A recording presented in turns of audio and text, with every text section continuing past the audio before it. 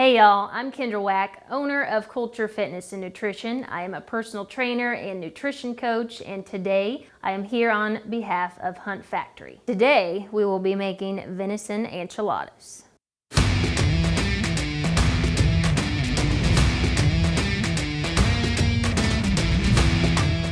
So the first step is to take ground venison. You can do whatever percentage of lean to fat ratio you prefer. I prefer the fattier the better, but that's totally up to you. So we're going to take our meat. Now that the meat is in the skillet, we're going to turn the stove on to medium heat. And then we're going to take some utensil of your choice. It's going to be a spoon or a chopper or something like this, and chop the meat up. Now that it's starting to brown, we're going to chop it up and move it around in the skillet so it evenly cooks. And actually, red meat is the most nutritious meat in comparison to all other animal protein other than organ meat. Vitamins and minerals included are magnesium, vitamin D in the fat, and B vitamins as well. So if you're struggling with things such as like anxiety, depression, all those fun things that B vitamins play a role in, as well as vitamin D, animal protein, especially red meat, is important for that. So once this is done browning, you can drain it. I'm going to leave the fat in there just because that's where most of the nutrition is. And then we're going to add some seasoning and black beans.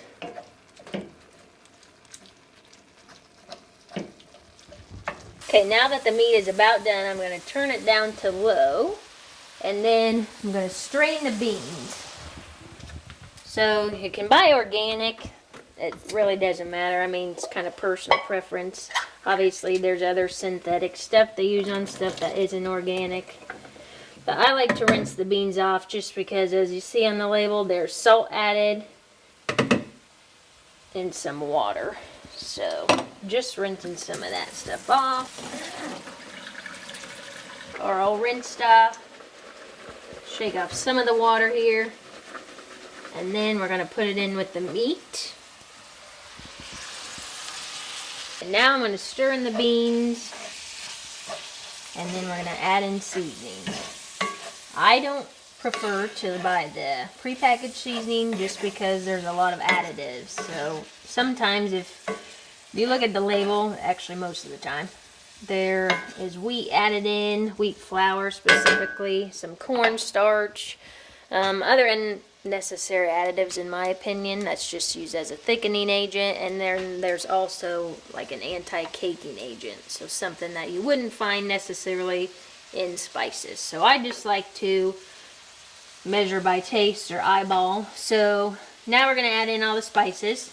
We have onion powder. So if you look at the ingredient label on some of the taco seasoning packets, these are all the ingredients in there minus the additives. So next, chili powder, cumin, which gives it the taco flavoring, pepper, garlic powder, and salt. We're going to stir it up, and I'm actually going to turn the heat off because it's definitely cooked by now.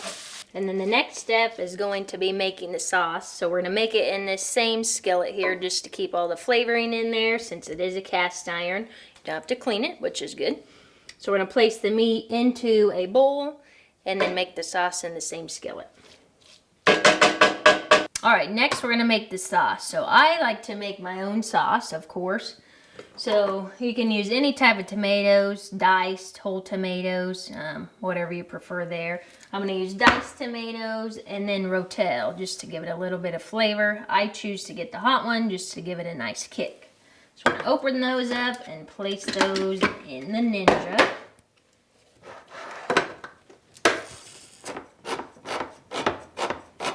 So again, making your own sauce, you can avoid some of the additives and unnecessary ingredients in any type of processed enchilada sauce.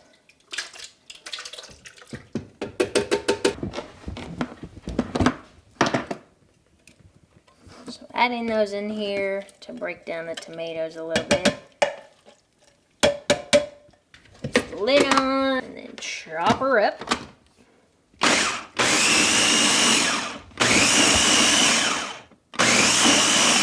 You can leave it a little chunky if you prefer, or completely chop it up to where it's more of a sauce. Personal preference there, so whatever you choose.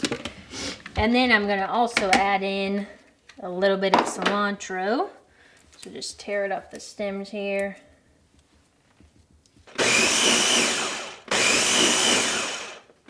All right, now we're ready for cooking. We're gonna take this over to the same skillet, add it in there, heat it up, and add some spices. All right, we're gonna add it into the same skillet we cooked the meat in. We're actually gonna use the same spices we did for the meat. And this will get a little messy because we're gonna let it cook down a little bit, so I definitely suggest a lid if you don't have a higher side skillet. All right, so we're gonna bring it to a low simmer. That way we don't make too much of a mess here. All right, now that it is starting to simmer, I'm gonna turn it down just a little bit and then put the lid on.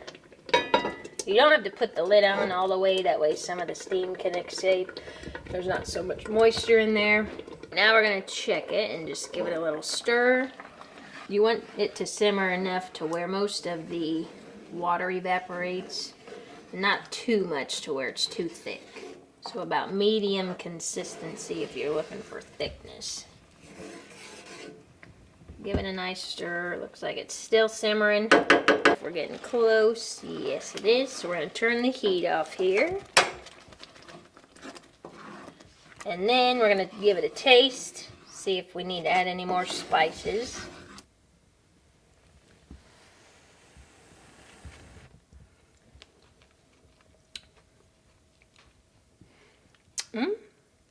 That's pretty good. I think we're good. All right, so next up, we're going to make the tortillas. All right, now I'm going to prep the tortillas. I prefer to buy the tortillas that you have to cook because there's less additives again in the tortillas. So these are basically flour, water, and salt with a little bit of sugar and oil. So we're gonna turn the stove on here.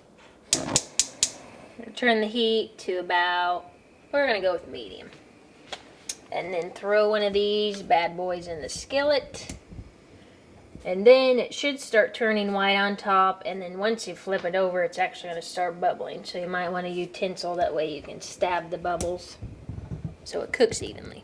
All right, now the tortilla is starting to turn white on top and bubble up a little bit, so we're going to flip it over. You don't want to cook it until it's extremely hard, just because it's going to be hard to work with. So now it's starting to bubble up, as you see. I'm just going to release some of that steam.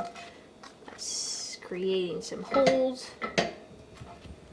That way it can cook evenly on the bottom side as well. So for this recipe, I use about 12 tortillas. It depends on how tight you want them in your pan. You can use more or less.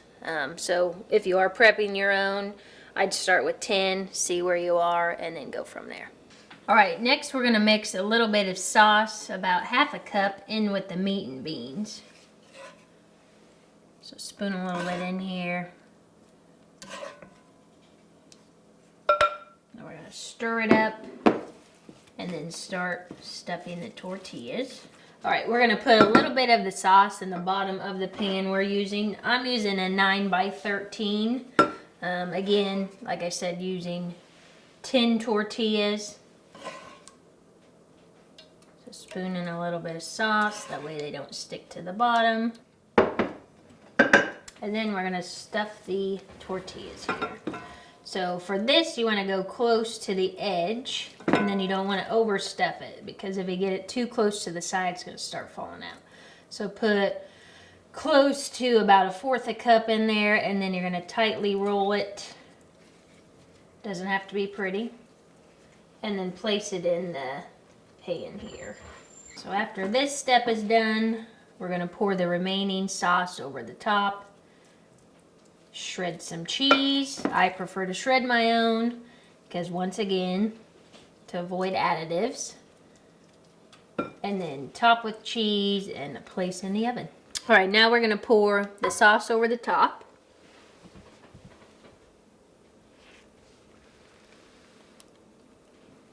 Not making too much of a mess.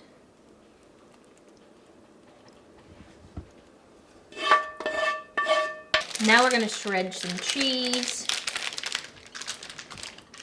and then place it on top here.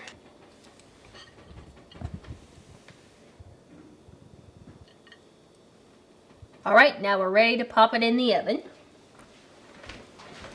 Like I said, I'm gonna let it cook about 15 to 20 minutes or until the cheese is golden brown. All right, it's been 20 minutes. We're gonna take this out of the oven.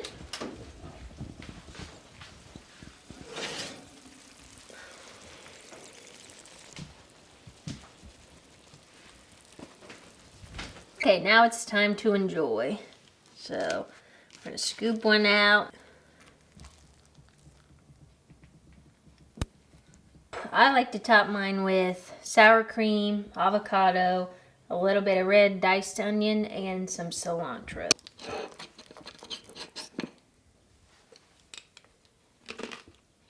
That concludes my recipe for venison enchiladas. I hope you enjoyed this recipe, and I can't wait for you to give it a try. You can find me as well as Hunt Factory on social media by using the links below. We hope you enjoyed this recipe, and if you haven't already, please hit that subscribe button.